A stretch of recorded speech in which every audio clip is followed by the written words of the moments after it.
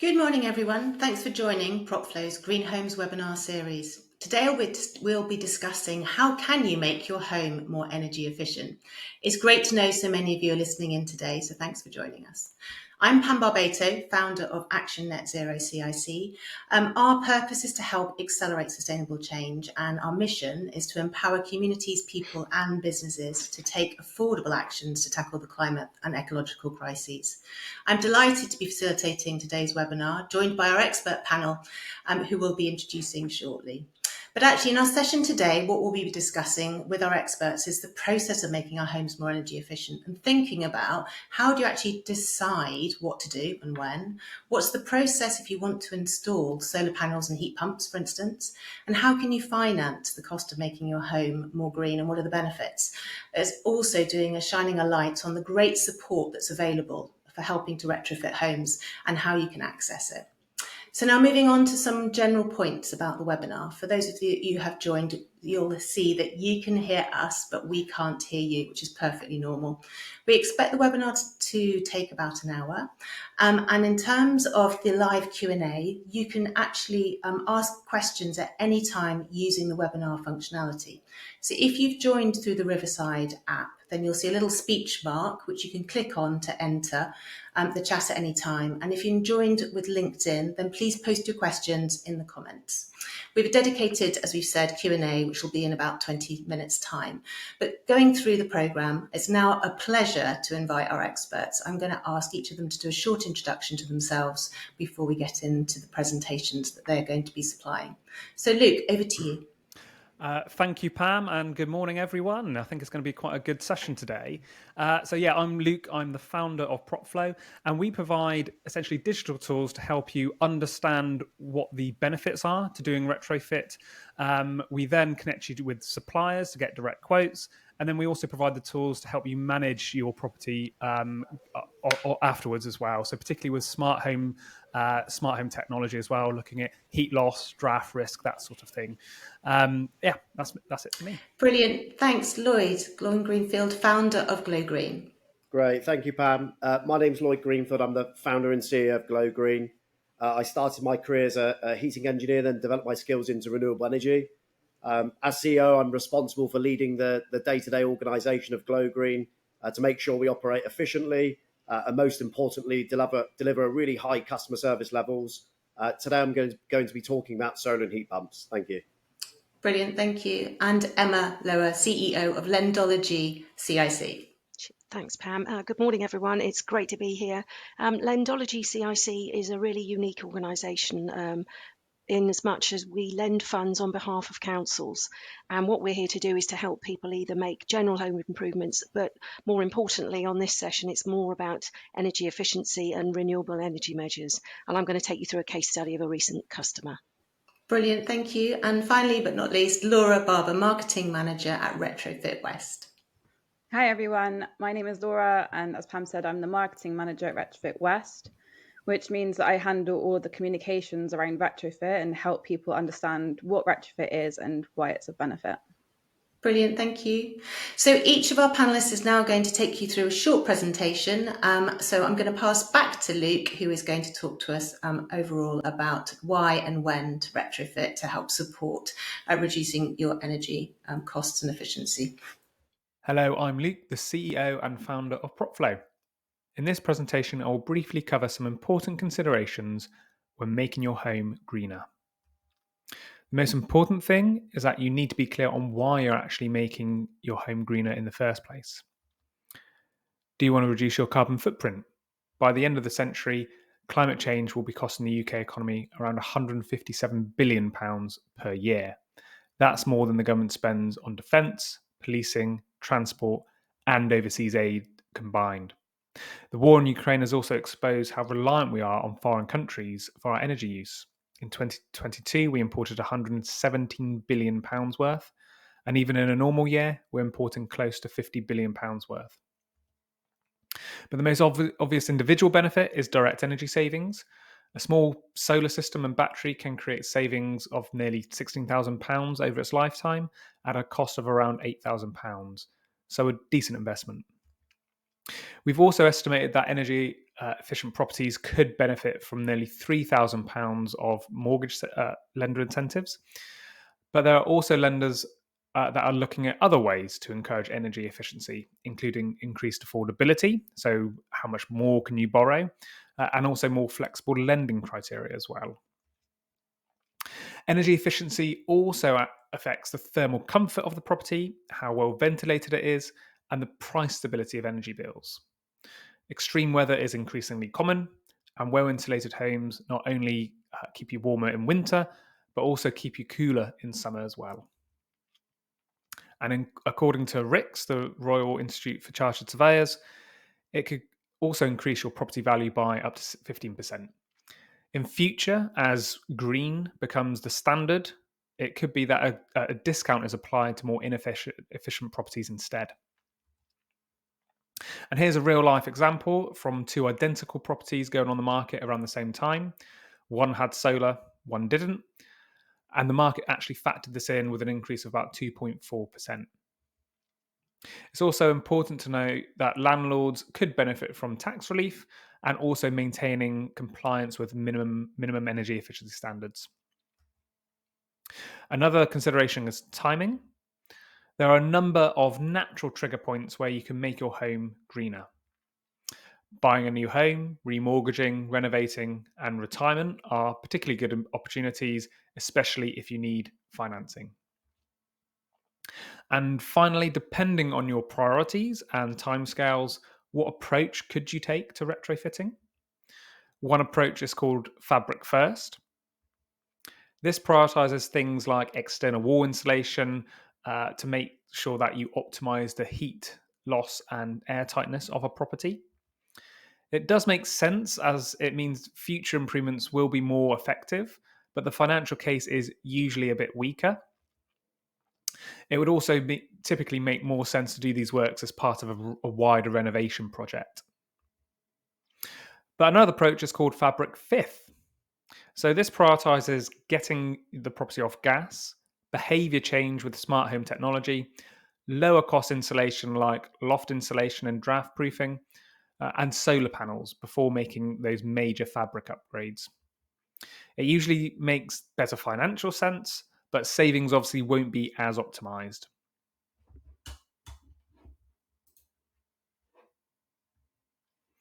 But it does lower barriers so that you can start with less disruptive, higher return improvements first.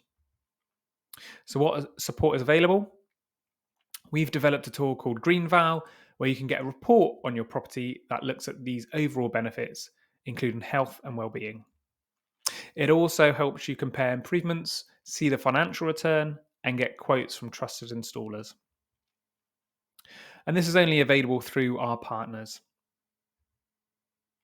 And finally, we are currently also involved in a project which gives discounts on improvements such as £700 off solar, £700 off heat pump, and up to £1,000 of free smart home technology and a free EPC. If you are interested, please reach out on the email below or get a quote through GreenVal from one of our partners. Thank you for listening, and I hope you found the presentation helpful. Brilliant. Thanks, Luke. It's really good to hear some of those cost benefits that you've highlighted so that we can start to see where we can take advantage of greening our homes for all the reasons that you've covered. So now we'd like to move on to Lloyd. Lloyd's going to do his presentation, looking specifically at some of the great interventions, products that can be applied to help green and reduce energy and improve energy efficiency. Over to you, Lloyd. Thank you very much, Pam.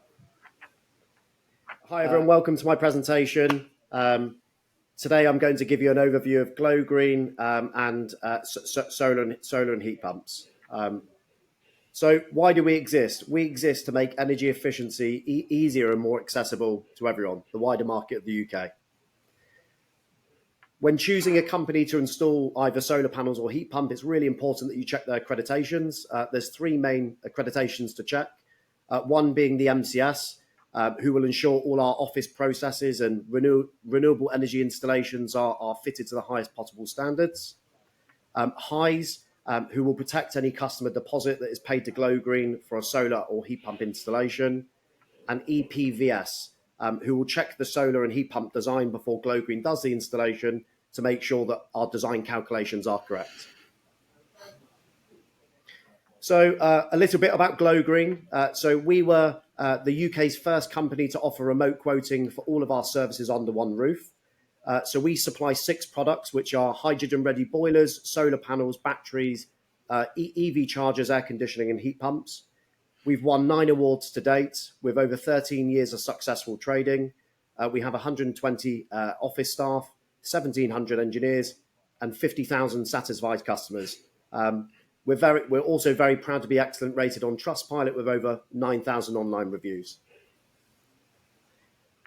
So in the last 12 months, we have successfully fitted 21,000 solar panels. We've created grid self-sufficiency of up to 95%. Our system should produce 7.2 million kilowatt hours of electricity per year. That's an average return on investment of over 15% for our customers, with a combined 77 million of electrical lifetime savings.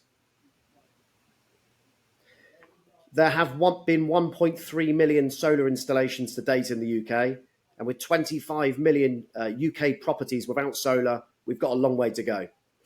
Our solar installations start from 4,995 and can reduce your bills by up to 80%. Our quotes are no obligation and completed by our friendly design team, and all of these are done remotely using our bespoke design software. After placing your order, installation lead times are typically 4 weeks, and they're completed within 1 day. We offer finance options too with low monthly repayments, and we also guarantee to beat any like-for-like quote.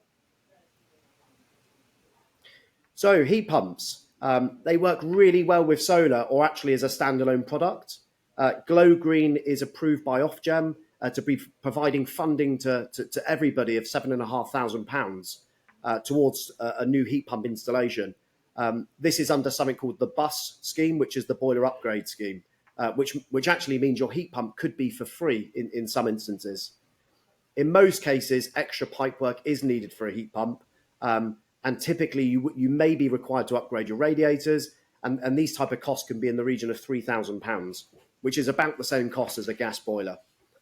Installations do take a week. This includes one outdoor unit, which would replace the boiler, and an indoor hot water cylinder. Thank you very much for your time today and for listening, and I really look forward to answering any questions at the end.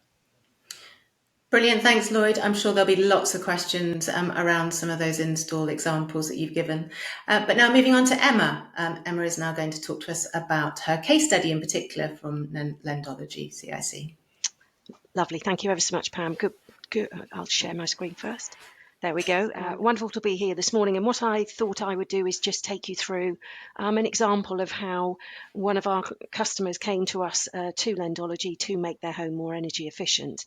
And as I said at the beginning, Lendology is quite a unique lender in as much as we don't have any money of our own. We lend council funds to homeowners. So if you're lucky enough to live in one of those areas where the council has provided us with some funding, then happy days. So let's see what happened with our lady Sheila. We happen to run a mail out campaign working alongside Exeter City Council with this particular client, and we surprisingly ran it with the annual council tax campaign. And really interestingly, she picked up the leaflet rather than putting it in the bin like so many of us do. And she says on our sort of, we've got a film of her saying it's one of the things she's very pleased she didn't put in the bin. Now Sheila is a wonderful lady in that this is I think the second property she's retrofitted. So she moved to Devon from Surrey, and she felt that it's her job to stop using fossil fuels. So what she asked us to do was, as you've heard from our previous speakers, is she'd made all those decisions about what she wanted to do with her home and what her priorities were. And I think for Sheila, it was about that carbon reduction and about leaving the place a better place for her grandchildren, but also looking to be more comfortable in her older life. So she decided that she wanted to put in the heat pump, underfloor, PV, battery, and a heat recovery and ventilation system. And I mean, that's a big set of projects, but Sheila didn't didn't hold back. So what our process is after inquiring whether or not it was eligible on the council loan scheme, what we did with Sheila is we asked her for some financial documents, and much like any lender, what we have access to is a thing called open banking, which gives us access to someone's bank account for the last 3 months. We look at all of her financial affordability. We're regulated by the FCA, the same as any other lender. So one of the key things is making sure it's affordable. So once the assessment had taken place with one of my case managers, we looked to find out the best option for Sheila to be able to make the loan repayments. And it fitted around her individual circumstances, taking into account everything else that she has to pay for and her other commitments. And we obviously made sure it was available through the council and helping them to sort of tackle the climate crisis. Now, the thing that we do at Lendology is we don't give the money up front at the start of the work. We can pay for some deposits at the beginning, but generally we make the loan repayment at the point where the works have been completed and the customer's happy. And those payments can either go to the customer if that's what they would like, or it can go direct to the contractor. And I think the thing for me and the thing for Sheila was that she's ended up with an incredibly warm, energy efficiency, low carbon home. She was incredibly happy with the customer contractors and the service that she sort of had. And she's been incredibly positive about the loan and how it operates. And she's an absolute endorsement to actually trying to make a minimum impact on the environment while still enjoying her life. But thanks for listening. Brilliant. Thanks, Emma. It's really lovely to see a story that obviously really gives an overview of how people are really dedicated to making a difference. Moving on to Laura. So Laura's now going to talk to us from Retrofit West about the support and advice and assessments that are available. Thanks, Pam. So as I said, I work for Retrofit West, and we're a community interest company, which means all of our profit goes back into helping the community that we serve. We're funded by the West of England Mayoral Combined Authority. So that means we're accessible to residents of Bristol, South Gloucestershire and Bath, but our website's full of retrofit stories and information for everyone to access. So we have a free advice service where we provide expert advice on retrofit measures over the phone and by email. We can also provide recommendations on retrofit professionals. We have a directory on its way, which will be on our website by the end of the month. And this will give you a list of installers and other retrofit professionals that you can choose for your project. We also have 2 paid services. So this is our design and installation quality assurance, where you can use these services if your architect or your installer is new to retrofit, or if you really want to make sure that your measures that you're installing deliver at what they should do and above. We also provide vouchers for assessments for up to £250 or 2/3 of the energy survey costs, whichever amount is lower, because we wanted to make assessments more affordable and start you on your retrofit journey, because everyone's house is different. The assessments allow you to pinpoint the specific areas in your home that need attention and will make the most difference to your needs. That way you can maximise the impact of any measures that you install. Our vouchers can be used on any one of our 12 service providers, which includes PropFlow. And we have a variety of assessments on offer, from heat loss surveys and air tightness tests to renewable energy assessments and full retrofit plans. If you're not sure what type of assessment you need, we can help. You just need to get in touch. Getting a voucher is really easy. You can apply via our website and just follow the short steps. If you scan the QR code on screen, you'll find all of our services that I've spoken about. And I look forward to answering your questions. Thank you. Brilliant. Thanks, Laura. Again, just really good to hear all of the support that's available and obviously how people can access it. So thank you. So we're now going to actually look into the live Q&A and answer some of the questions. So if the panel can come back to us. I've got a great question. This has come from Harvey at the NSBRC. He's asking, we're big fans of Fabric First Principle. He says, my question is, what pressure can we put on the government of any colour to make electricity costs on a par for better than gas? As we know, this is a really big barrier for people embracing heat pumps in particular. So I'd like to open that out to the panel. Luke, looks like you'd like to take that one to start with. That's an interesting one, because there's been a lot of talk about how we can make electricity cheaper. I would sort of try to. I want to sort of take a different approach. It's like, how can we make gas dearer? Because if you make electricity cheaper, it also affects the business case for solar panels and what you export to the grid. So I think that debate is an interesting one. But obviously there are some levies on electricity generation which could easily be removed, which would make electricity cheaper. And then obviously heat pumps, the business case for heat pumps cheaper as well. But the thing is, I want to get a heat pump for my property. Timing's not quite right at the moment because I need to do some stuff to my patio, so I don't want to have to move the heat pump. So I was just looking at some other things as well. So sort of like a thermal heat battery, for example, and sort of other electrical based sort of heating solutions. And actually, the heat pump does sort of come out top in the long run in terms of business case, even with sort of current electricity prices. So even if we do make electricity prices better, it will boost the business case for that. But I do think the business case is still there for heat pumps. I think there's other things such as disruption. That's what's preventing me at the moment from getting a heat pump. I think there's other things that we can address first potentially. And like I said, is there a way of addressing gas prices over electricity prices as well? Brilliant, Maybe thanks. A bit controversial. Thanks, Luke. Emma or Lloyd, would you like to come in on that one in terms of your thoughts? I think the fabric first measures are really important, and I think as a result of doing those measures, you actually reduced your energy consumption in the first place. So therefore, your energy bills, whilst the prices were a bit higher, you have to feel good about using less energy. And I tend to agree with Luke. I think until we put a premium on gas, no one's going to really dive into using everything electric. We need to start putting in disincentives for other measures in order to get people to realise that this is the right move. Great, thank you. Just to sort of build on that, sorry, but essentially, when we take into account how much we had to pay for increased energy bills when the Ukraine war started, essentially we weren't reflecting the true cost of gas or our energy security in gas at that point. So it's not about artificially increasing the cost of gas. It's reflecting the true cost of gas. I think that would be what my main point was there. Great, thank you.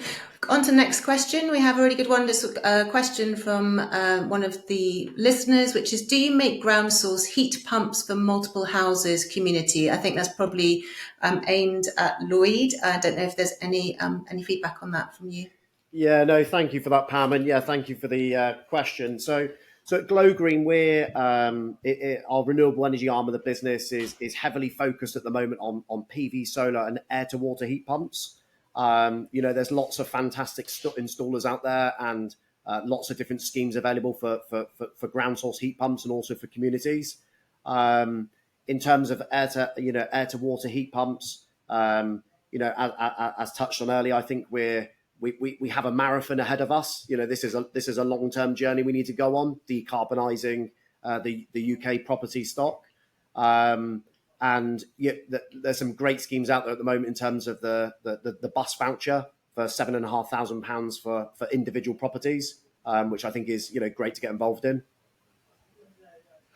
Brilliant, thanks, Lloyd. Emma, is there any thoughts from you from that community piece or what you're seeing across the marketplace? I think we're usually working with people who are dedicated to the cause and wanting to reduce their carbon emissions. And it's fantastic that organisations like Retrofit West are now here to provide that hand-holding support in order to help people. And it's, again, wonderful to hear Lloyd talking about the accreditations that people need to have, because I think we're professionalising the industry now, and it's becoming far more mainstream than it probably was even 2 years ago pre-pandemic. So I think it is about looking for the opportunities. We tend to work alongside some grant payments, and we'll do a top-up loan if people need them, or we'll cover the whole amount. So again, it's just about trying to work out what's best and working probably with someone like Retrofit West to understand what would suit your needs rather than the mass market, because as Laura said, there is no sort of mass market in retrofit. Yeah, brilliant. Laura, would you like to come into that in terms of Retrofit West and that community piece? Yeah, I mean, there is a lot of support out there for communities. We provide community grants as well. So if there is a group in a local area that has that more grassroots touch with the community, we do provide funding for that. But I think a lot of the funding and the communications is around people on lower incomes. So we really focus on that self-funded market who are sort of middle of the road. They haven't necessarily got lots of money in the bank. They can apply for a loan like through Lendology, for example, but they are not also eligible for a lot of the funding. So we've got pieces like on our website where you can find where there are funding options on that, but we can also talk you through how to do it in a practical way. Brilliant. That's great. Thank you. On to the next question. We have one from Rich which says, what do you think are the biggest challenges for people adopting a more energy efficient home? Is it finance, motivation, complexity to finding appropriate solutions? So he'd like to answer that one first. I'll have a go. I think, yeah, they're all good points, and I think they're all barriers. I think the main one is, getting it as a priority on people's to-do list. Basically, we've got, we all lead busy lives. Some of these improvements are quite major bits of work, and I think it's about getting an increasing awareness of the wider benefits. There's so many people that I talk to saying, oh, well, I don't know if I get my money back within a certain time period. So how can you change it to the overall lifetime value of doing those works and the increase in property value, for example? What about the impact on your health and well-being? Like, as soon as people realize how much sort of it affects indoor air quality and how that affects your health, it starts to become, and like thermal comfort, for example, I think that's going to be increasing, as we get consistent heat waves every summer and really extremes of weather. I think that's going to play more into people's considerations. And timing. If you're about to remortgage, then that might be a good sensible time if you need finance, or if you've just bought a home, or if you're like Sheila, for example, if you're retired, you might want more consistent long-term price stability on your bills. So I think it's timing and like the wider benefits would be my awareness of what wider benefits would be my sort of two sort of takeaways there. I'd agree on that in terms of like awareness, and for me it is really a communication piece. Most people don't know what retrofit is. It's quite a jargon heavy sort of field. Even the term itself, it sort of turns people off.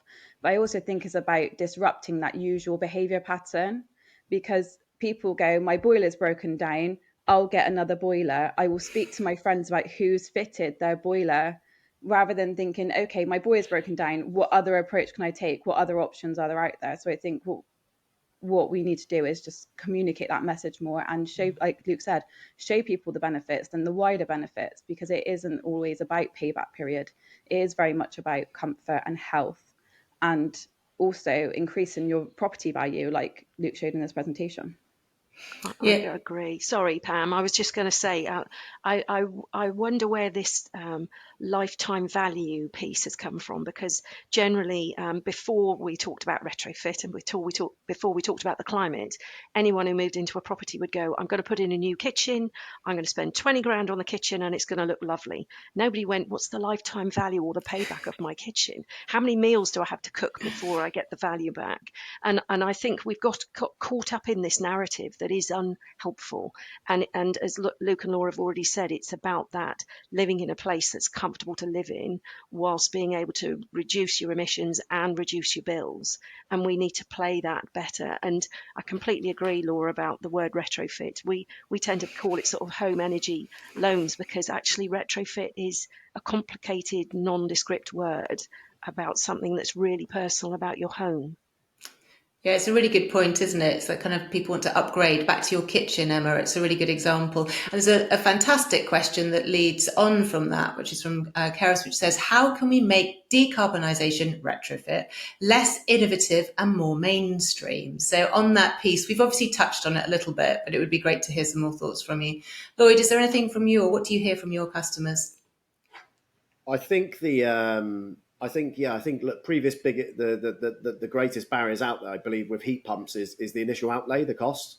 And with the new bus voucher at £7,500, it makes heat pumps so much more accessible. In some instances, you can actually take out a gas boiler and put a heat pump in for free, if previous upgrades have been done in terms of radiators and pipework, and if they haven't, it's not a problem. It's actually easier than I think it's portrayed at the moment. There is a smaller outlay of about £3,000, but that's the typical cost of a gas boiler these days. So I think one of the biggest barriers with heat pumps was the initial outlay, but again, the support, the bus voucher is fantastic, and the same with solar panels. Talking here on behalf of Glow Green, we've got incredible finance options now where you have to put down a very small deposit, in some instances no deposits depending on the packages, and sometimes the saving on the electricity can actually cover the full cost of the finance, plus some additional savings. So I think there's lots of good finance options and there's lots of good funding, and for those who are in fuel poverty and maybe on pensioners or people on benefits, there's also Eco4 funding, which again in some instances will allow people to have a fully funded heat pump and solar, and at Glow Green that's something we're involved in too. So I think this is a marathon, not a sprint. We're at the early days, but it's all really exciting. Brilliant, Lloyd. And I think, as you said, once people understand all of those opportunities in terms of the financing and the different products, and as we talked with Laura before about the community opportunities, that actually that's going to hopefully make it a more mainstream conversation. So I think that all of the panel have agreed that communication is a really key piece to obviously an engagement and shining a light on all the reasons why you'd want to do it as opposed to some of the negativities. We've unpicked some of those around naming. So does anybody want to add any other comments in terms of what they think are the potential barriers to taking this more mainstream? Yeah, I suppose what I see is, solar panels at the moment feel like quite mainstream. I think over the last 4 years, there's been a 700% increase in solar panel installations. And as Lloyd said, 1.3 million. So even though that's still not, all of the UK housing stock, that's still pretty significant. And heat pumps, they have still increased. I think it's around 160% over the last 4 years. But I think they're, maybe like a decade behind where so about 10 years ago, solar panels, were maybe felt like newish and innovative, and with government like the feed-in tariff, it encouraged those early adopters, which then created the industry and then brought all the costs down. Built out the supply network, and I think that's where we are with heat pumps. So I think it's the technology's there, the installers, the number of installers is starting to grow, and the skills. There's a lot of money going behind it, and obviously incentives. I think it's just going to have a few years to bed in and start to ramp up. And so when I got solar panels on my roof, suddenly a load of neighbours also got solar panels. And I think it is about having people that have had those installed and acting as champions. And, even if unwittingly, it's just like, I've just had a heat pump installed. This is how it works. And it just sort of lowers the unknowns to people. They've seen someone have it. They know how it works, and it just sort of lowers that fear of the unknown, I would say. Yeah, absolutely. I think, as we know, all of us within our work environments, that the more we can talk about it to neighbours and obviously to colleagues, the more we normalise it, don't we? And so people actually start to then to actually think of it as a viable option. So yeah, really good to hear that. We have another great question, which is, thanks for the great information so far. Nice to hear. Thank you, Nick. It says, I'm wondering if you can share some pros and cons of upgrading radiators versus switching to underfloor heating or other solutions you may suggest as part of a heat pump installation. I'll take this one to Lloyd first for obvious reasons, but yeah, please jump in, anyone else. Yeah, great. Thanks a lot. Yeah, really, really good question. It probably is the biggest barrier on converting from a gas boiler to a heat pump. I suppose the simplest way to summarise it is a heat pump will run at a lower temperature. So in order to get your property up to temperature, you do need to upgrade the radiators, because they're going to run at delivering heat to circa 50 degrees rather than 70, 80 degrees as a traditional gas boiler would. So a lot of the manufacturers have now developed radiators such as triple panelled radiators and convectors. So what this means is you don't have to have really ugly oversized radiators. They can actually just be a bit deeper to achieve the right heat loss for the property. Installing underfloor heating, if you've got the opportunity to do it, would highly recommend it. I have it in my house throughout the house, and it's absolutely fantastic. The downside to it is if you're currently living in the property, you do have to, remove all the carpet, all the skirting, and lay an overmat system. So I think with installing underfloor heating, if you're refurbing a property, is probably more suitable unless you're willing to do that kind of major work. But upgrading radiators now to much deeper radiators, as such as triple panels, actually is less effort than you think, which we believe makes heat pump installations really easy and possible to do now. Brilliant. Does anyone else like to come in, Laura? Yeah, I'd also like to say you don't necessarily have to upgrade your radiators either. The ones you have might actually be sufficient. I had an assessment recently to see if I was heat pump ready, and I think 9 out of my 10 radiators were good to go on that. So I would recommend getting an assessment, getting someone in to have a look, because it might be that you don't need that extra bit of work. And this is where it comes in back onto the timing and trigger points. So one of a recent customer of ours, they bought a new property and they're just renovating the whole. So that they've got solar panels, they're getting underfloor heating, they're doing the whole shebang because it just needs that the whole property needs upgrading. Whereas if you're sort of not at that right time, there's no other sort of natural trigger points. It's maybe you're just sort of waiting until your boiler fails, and then that's when you said that might be a better time to do it. But yes, it's all about timing and making sure that it is an option on people's radar when it comes to those key time trigger points. Thanks, Luke. Emma, would you like to add? I think it is all about that what you're prepared to put up with. And as Luke said, I would be looking at maybe getting a retrofit assessment done right now, ready for when my boiler does go splat, or taking advantage of what Lloyd is saying on that £7,000 heat pump voucher at the moment that's available, and just looking at what the options are now and making that both personal decision around, can I cope with all of this at the moment, and can I financially deal with it, and making the right decision for you and your family right at this point. And I think this is the thing is we tend to talk about retrofit as being something that's all encompassing, but we can do it bit by bit. It doesn't have to be all done at once. So let's start with something that you can feel comfortable with, and it might be you start with your solar panels, or it might be you start with looking at the loft insulation and doing those energy efficiency measures first. But it is about doing it at the time and the scale that you want to do it, rather than feeling obligated to suddenly go the whole 9 yards and rip out all the flooring and all of that, because who wants to live through that?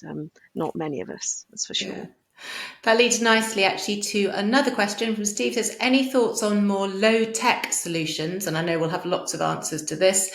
Ground floor and internal wall insulation ? But yeah, if we're thinking about some of those small steps that you can make to obviously be able to support reduction of energy usage, who'd like to kick off on some of the things that we can do? I've got quite a good example, actually. My own property, I've got a new build, so it's actually fairly highly efficient. But I was noticing a few drafts. So I actually got a thermal energy efficient, thermal imaging assessment through Retrofit West, and it detected a few drafts in my property.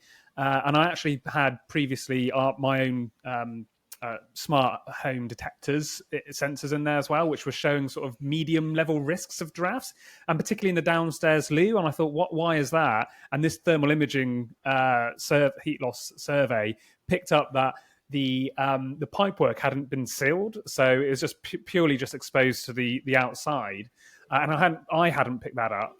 And there's a few things like the windows weren't quite adjusted, so it was letting in drafts. There's a few bits where there wasn't sealant. So I spent basically 30 quid on foam and sealant, and just, with this thermal survey just sealed up those pieces that were identified, and because I was still within the 2 years of the new build, I got the builders round just to adjust the windows again. So, and then because I had the smart home monitoring kit in there as well, all those ambers then went to green. So as a new build should be. So that was like a really good example of using both assessments, 2 assessments from Retrofit West. So the smart home kit to sort of have that ongoing monitoring, and then the thermal survey to actually pinpoint exactly where those leaks are coming from.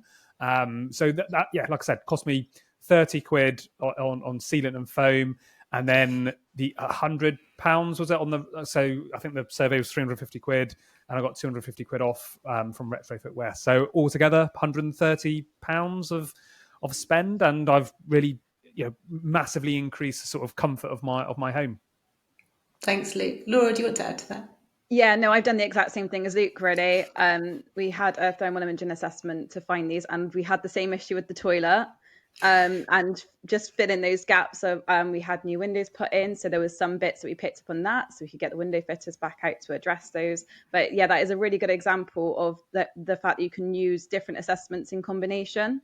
So with the vouchers scheme that we have, you can have 2 vouchers per property. Which is brilliant, isn't it? And as we just were saying, I've likewise got a similar one around my letterbox, and also around just some holes that had been drilled for various bits of kind of cabling at various times over the house. So as you say, a lot of it, I think, is exploring where those drafts are. Moving on to the next question. So we have one which is, what is the typical minimum monthly bill for a home to consider a retrofit? And that's caveated as solar and heat pump. Some people think their bill is too small. Who'd like to respond to that one? I suppose with solar, it's not just around your energy use. Obviously, if you get a increased self usage, that's great, and also change your behaviour. So you put the washing machine, you cook over lunchtime, and then you sort of maybe reheat the microwave, for dinner, etc. So there's sort of like behaviour where you can increase your amount of usage of the solar for sure.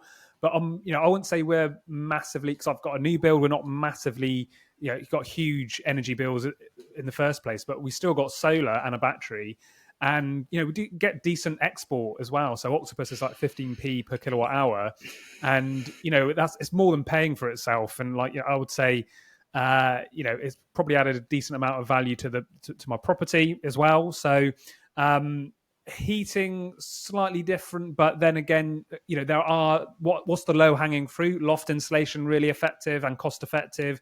Getting a thermal survey, and then sealing places which need sealing, obviously making sure that there's still enough ventilation so you don't get damp and mold, obviously. So there's sort of like lower hanging fruit as well. In terms of heat pumps, again, potentially it could get it for free, in which case is it really about the size of your energy bill? So and at one point I think Barclays was offering £2,000 off a heat pump if you had a mortgage with them, plus the £7,500 from the boiler upgrade scheme. I would say that's pretty much free, or very, very small costs. So I think that would be my points there. Anyone? Lloyd, Emma, would you like to come in on that one? Yeah, just to add, I think Luke put it really well. I think when we're talking to potential customers, I think the biggest thing is it's also protecting yourself from those rising energy costs. I think, like Luke touched on earlier, with the war in Ukraine, we've seen that energy crisis, and it was a massive surprise for all of us to then have to adapt to these new bills. Obviously, we hope these type of things don't happen in the world, but it just means by being a bit more self-sufficient and less dependent on the grid, and ultimately generating our own green electricity, we're in control of our future costs. And I think what's really important, it's not just what your where your bills are now, but actually what they look like in the future. And then also, like, how does the future look? They want to ban diesel and petrol car manufacturing, so everyone will move into an EV, and then there's more electricity consumption there. Then if you do have a heat pump, and that can then be fed from the solar panels. So And I think also to add to that, we really all need to do our bit to bring down this the carbon emissions and to stop, to stop all the pollution that we're seeing and the effects of climate change at the moment with the extreme weathers we're having. So. Brilliant. Sorry, Pam. I was going to add. I think we've seen a significant increase as a consequence of the massive price increases, and people have decided they do want to be in control. And this is exactly where most of our loans have gone over the last 12 months, have been with solar and batteries. And it's about people taking that control over knowing what their bills are going to be like. And I think, as Lloyd said, with the boiler upgrade scheme, it's really going to help people now add that next level of into their property. And it is about you controlling some part of your life which we all thought we had control over until probably the last 12 months, and they've suddenly gone 2 years ago, hang on a minute, I want to do my bit as well as pay less. So that's where we've seen a big increase. But just to add to that as well, we all got support because of the increasing energy prices. Why should we all be getting government support? We should really be taking that into our own hands and being more resilient as a nation so that we can't be blackmailed by foreign countries as part of our energy security. And we all pay for those. Like, I was getting, money from the government off my energy bills as well. Why am I getting that? So it definitely should be much more. We should. Not just individually, but as a nation, we should be taking control of quite a strategic, security piece. Absolutely, isn't it? And I think many people don't understand that correlation, do they? That actually investing in those renewables will provide them with that control, but not only on a household level, but then if we think about it from a community level as well, so that we can really step back from being totally reliant, as we know, on those more expensive, foreign supplies. Another question for the panel are electricity time of use tariffs, we can explain those for those that may not know, going to become more mainstream? So who'd like to take that one? I can take that one because I've actually worked on quite large projects, innovation projects, over probably a decade ago now on time of use, demand side response. So essentially charging, let's say, your battery overnight so that it's really cheap. So when the wind's blowing, that energy needs to go somewhere. So, the price of energy comes down. But particularly when people aren't necessarily using energy at peak time, I think it is going to be much, much more sort of mainstream. But particularly, I think, with heat. So I know we're talking a lot about heat pumps, but I'm quite interested in heat batteries and how you could potentially charge that heat battery overnight and charge your EV car, for example, overnight. Because I think our energy mix is massively changing.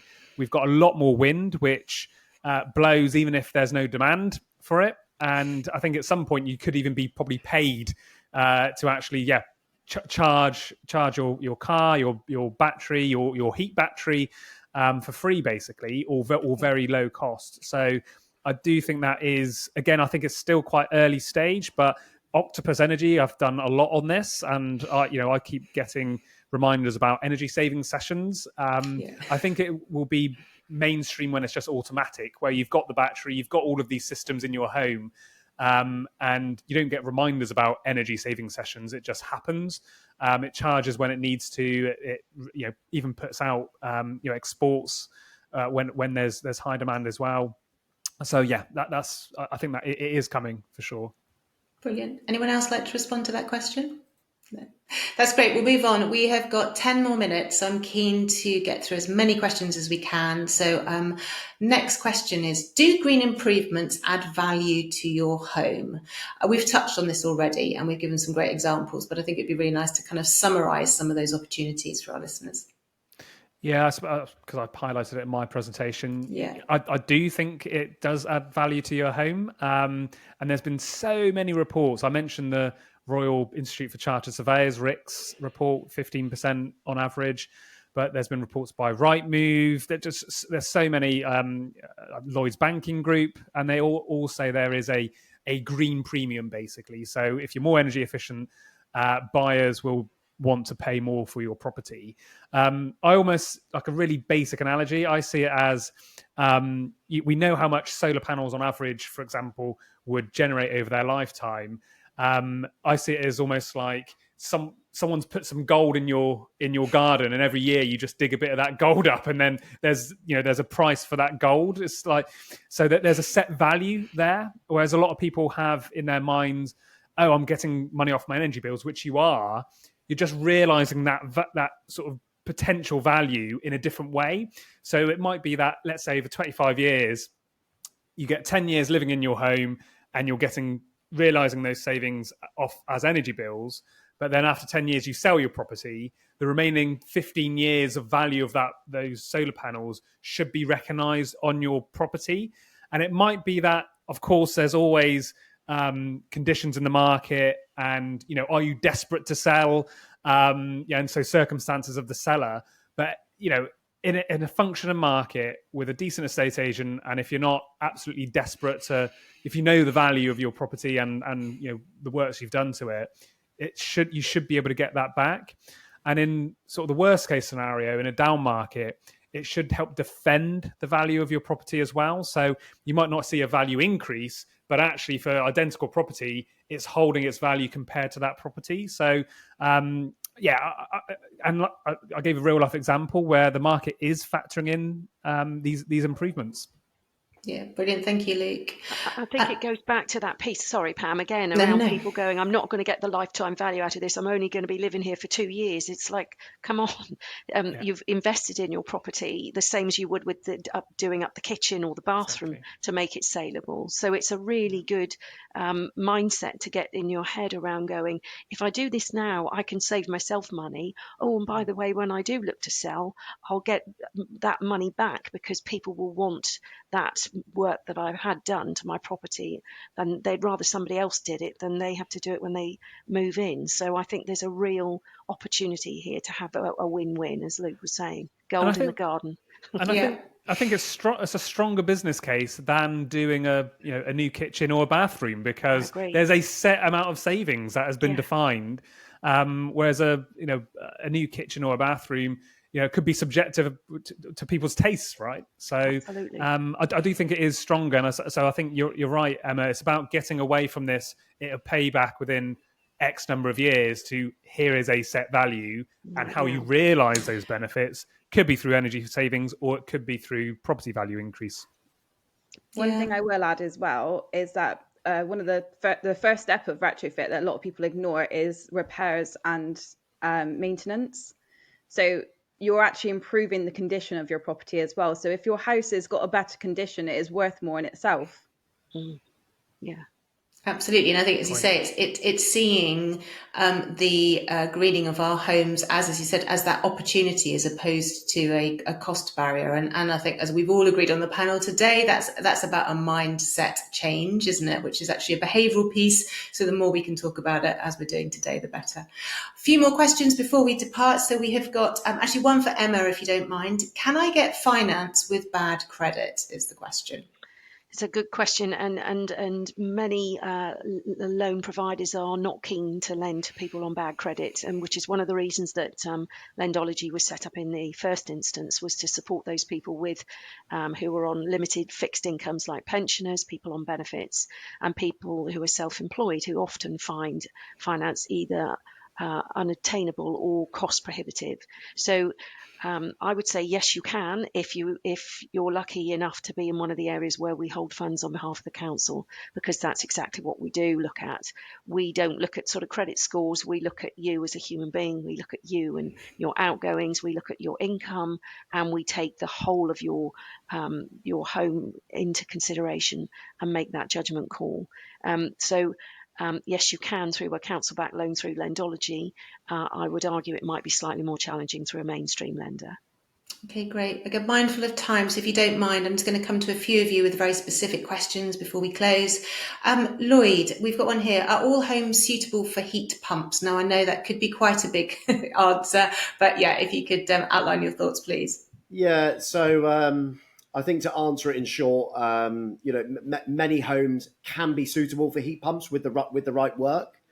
Some homes will be ready instantly, almost plug and play to remove a gas boiler and put a heat pump in, where others may need to take recommendations of additional insulation work in order to achieve the heat loss. So I think the answer is the vast majority of properties can get there with the right effort and money spent. Brilliant, thank you. And one for Laura. What assessments are best suited to summer and winter versus winter, and why? If you could give us any thoughts on that. So most assessments are suited to all year round, but assessments such as thermal imaging and airtightness tests are best kept to the winter. Thermal imaging, you need a 20-degree difference between inside and outside to really get a clear picture, and you can't do airtightness tests in extreme weathers like high winds, and they also do need a temperature difference as well. So now when you're moving into summer, you should probably be looking at full retrofit plans, energy efficiency type plans, and then assessments on getting heat pumps and other renewables. Brilliant, thanks, Laura. Actually, we've got another one that's come in, actually, Emma, following your response. So Steve has said, how does Lendology interest rates compare with a bank loan? So I wanted to put that one back to you. Nice question. Thank you for that one. We are able to provide our loans at probably much lower than typical bank rates. Our loan rate starts at 4%. Majority of our schemes run at 4%, and we do have a couple that are now running at 5.5%. And the difference with us compared to traditional high street lenders is that everybody pays that set rate. So we don't just look at you and go, oh, because you're self-employed or because you're on benefits, we're going to charge you 25%. And for the really good credit people, we'll charge them 2%. Actually, everybody who gets one of our loans pays exactly the same rate of interest rate. So yeah, 4% is where we're at the moment in the southwest. And I think that's one of the best rates out there, because I speak to lots of mortgage lenders. There are some which are on like trials, so Nationwide has a 0%, but that's for the first 5,000 customers. And I don't know if that will be going into mainstream. So in terms of like mainstream funding that's out there at the moment, I think Lendology probably has the best rates, really. And you do cover quite a few areas, to be fair, Emma. You've got places in London, Cornwall just launched. Absolutely, we do. And again, we're expanding across the UK. And again, this is where our council partners are looking to support homeowners to do the right thing. And they recognise the value of providing the loan scheme in order to help people and in order to actually make it more mainstream, to just get people doing more. And as Luke was saying, that you see solar panels on one roof, it suddenly cascades down the street. So that's why the councils are supporting us, and it's such a great scheme. Brilliant, thank you. We've got a few more minutes. Actually, Luke, I'll just answer one that's, how will climate change affect our homes? Now, I know we've covered off some of these points, but I think it's quite a nice one given our topic for today to kind of end on that. Yeah, and I mentioned in my presentation an obvious one around, we're going to have much hotter summers and colder winters, so extremes of temperature. I've just seen on the continent, like a couple of weeks ago, it was 29 degrees in some places, which is, I've got some friends over in Germany and Italy, and they're saying it's ridiculous. I think, if we saw the fires in roads, it's coming. Basically, this is going to be it's going to be standard every year. Fires, extreme heat waves, for sure.